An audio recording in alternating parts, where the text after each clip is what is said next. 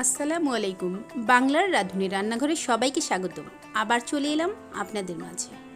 আজ নিয়ে এসেছি বাঙ্গির শরবত। আমরা তরমুজের শরবত খেয়েছি, আমের শরবত খেয়েছি, এবার বাঙ্গির শরবত। অনেকেই পছন্দ করে, অনেকেই করে না। তারপরে এটা খুবই স্বাস্থ্যসম্মত একটি ফল, যেটি দিয়ে আমরা জুস করে বা শরবত করে খেলে ইফতারে সারাদিনের ক্লান্তি দূর করে আমরা একদম সতেজতা ফিরে পাবো। চলুন দেখে নিই আমার আজকের বাঙ্গির শরবত তৈরিতে কী কী লাগছে।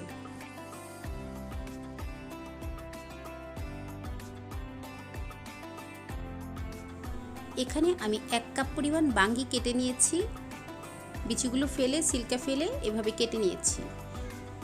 দিয়ে দিলাম 1 কাপ পরিমাণ বাঙ্গি। ব্লেন্ডারে নিয়ে নিলাম 1 কাপ পরিমাণ বাঙ্গি, দিয়ে দিলাম 1 গ্লাস পরিমাণ ঠান্ডা পানি।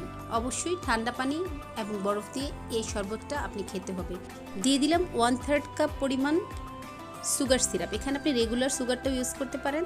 দিয়ে দিলাম লেবুর রস। লেবুর রস দিলে আপনার শরবতের টেস্ট অনেকটাই বেড়ে যাবে।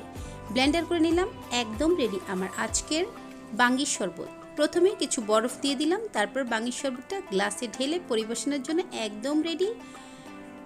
যদি আমার ভিডিওটি একটু ভালো লেগে থাকে, লাইক, কমেন্টস অ্যান্ড শেয়ার করে দিবেন, সাবস্ক্রাইব করে দিবেন এবং পাশে থাকা বেল আইকনটি ক্লিক করে দিবেন। সবাই ভালো থাকবেন, ধন্যবাদ।